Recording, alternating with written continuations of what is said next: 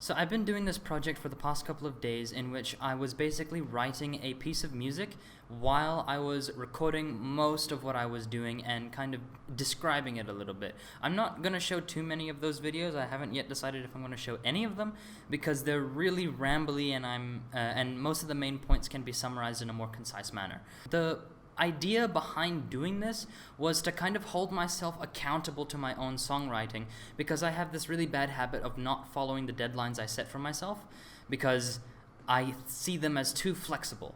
The general point of this is not necessarily the sound quality, it's more geared towards the songwriting itself. And not to say that I don't care about sound quality, I do definitely care about sound quality, but I'm very bad at sound quality related things, which is quite sad, and I think is fairly evident from what I've made as well. But you know, it's something. This whole thing, the purpose is to get better. So you know, that yeah, as long as I do that, I think it's a success, even if some of the things I make are not very good. So I started this project with an initial inspiration, which was the band Lightning Bolt. So I took them as my initial inspiration, and then as time grew on, I found unique things that I put into my own that was not as similar to how Lightning Bolt does it. So the way that this project started for me is that I sat down behind the drum kit and I tried to think of ideas that might fit for like a frantic kind of drum and bass thing. And I kind of just tried to think of as many ideas that I had done in the past and that Lightning Bolt does to get that really chaotic kind of drumming. And so I initially had this groove that had this hi-hat hit, which I had previously done in the past, and I thought it was quite unique and I liked it.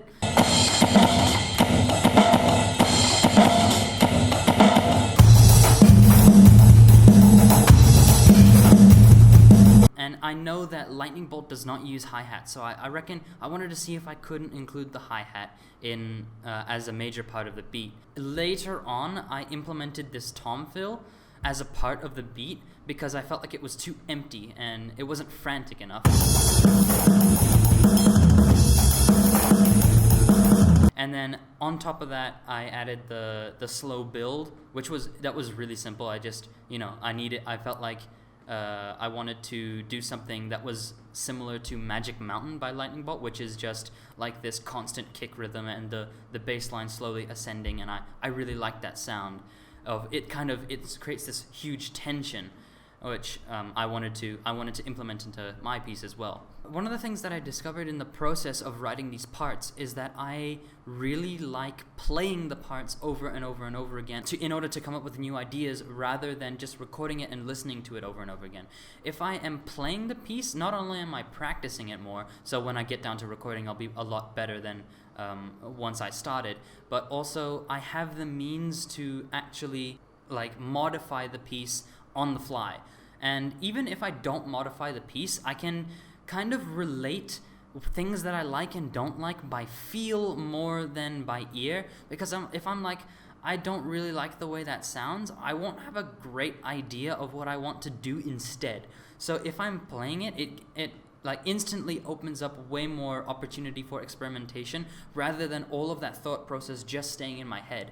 If it can be implemented down on the instrument as soon as possible, as soon as I think that I have an idea of something I could do instead, then it's a lot more effective for me, rather than just listening to it and being like, that's not so good, which is also probably why I'm so bad at mixing and mastering, but whatever. That'll come with time, hopefully. One of the things that I find very useful, which I have done in the past, and I don't see mentioned too much, probably because too many people do this, but redrafting my songs as I'm making them is quite useful. So I kind of see the way that I work as a reflection of my thought process. So when it exists as this really muddied up thing, which is usually how it is to begin with, I'll have my files set up and everything kind of really in disarray, because I didn't know the structure and I'm just messing around. What I will do is make a completely new file and re-record everything. And I find that to be really useful because I know how to navigate my own piece of music a lot more effectively. It generally ends up turning out a lot smoother when I redraft it, and I might even come up with new ideas. Like, for example, in this piece, when I had the initial draft, it was just 2 sections, the slow build and the fast groove, like verse kind of groove, I guess, or chorus, whatever. And then when I redrafted it, I laid down those parts, and I instantly was thinking of new ideas as I was going, because I was re-recording all those pieces rather unconsciously, because I just knew how to play them. It was just, laying down the beats and whatnot, laying down the bass. So once I got to the point where I was done with those, I already had new ideas to keep going. So I think if I generally places where I get stuck in something is when I'm focusing too much on all what I've already laid down. So when I redraft, it's kind of like I'm just getting the things that I did out of the way and continuing on. During the time that I was working on this piece, I was also looking back on things that I was doing with friends, and I was even recording a few things with friends here and there.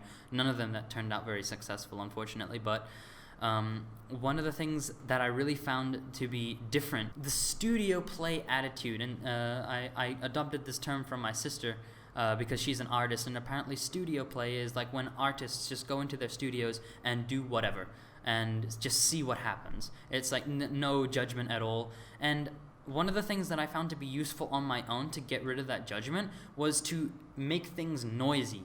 And like, for example, the bass line is like crazy noisy. So that really helped me stop paying attention too much to the very specific pieces that I would be like, oh, it's not good enough, I'm not good enough, yada, yada, yada. It really helped me look past that more. And the thing that I found different with friends is that we kind of do the same thing, but we amplify the chaos a lot to the point where eventually we just start screaming. And I might play a few examples of that, but it's really funny. I thought it was quite a funny comparison that I was thinking of as I was making this.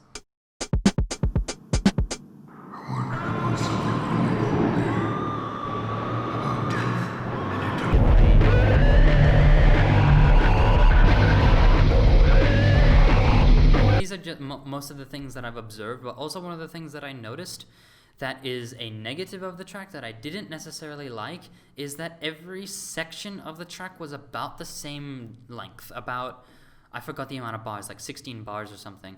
Everything was 16 bars, every section, like the noise solo area, the verse, the build-up. I think the last build-up wasn't, but that was just because I decided to, do that really long ending to kind of build the tension.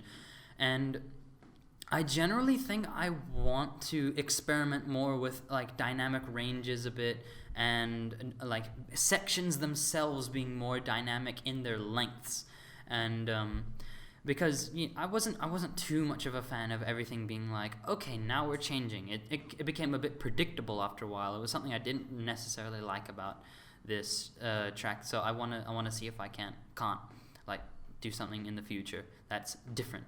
And also, one of the things I wanted to experiment with is different dynamic volumes and ranges and whatnot, because this was a fairly static track in the sense that there was just a lot of noise going on for pretty much the whole thing, and I found it did become uninteresting after a while. I think that's probably something you could hear in the track. It just after a while it just okay, we get it, it's noisy. But, I can't really retain as much interest as I think Lightning Bolt are able to do, which, it's something I respect Lightning Bolt for a lot. And even with dynamic ranges when it comes to registers is something that was really not explored. There were just a few times in which I went high and then went low, but, there's a whole dimension of music that wasn't explored I didn't feel that I explored properly, or I didn't really give myself the chance to explore that much in this piece. So I might, change it up a bit and try and do that for a future track, or maybe be more conscious of it in the future.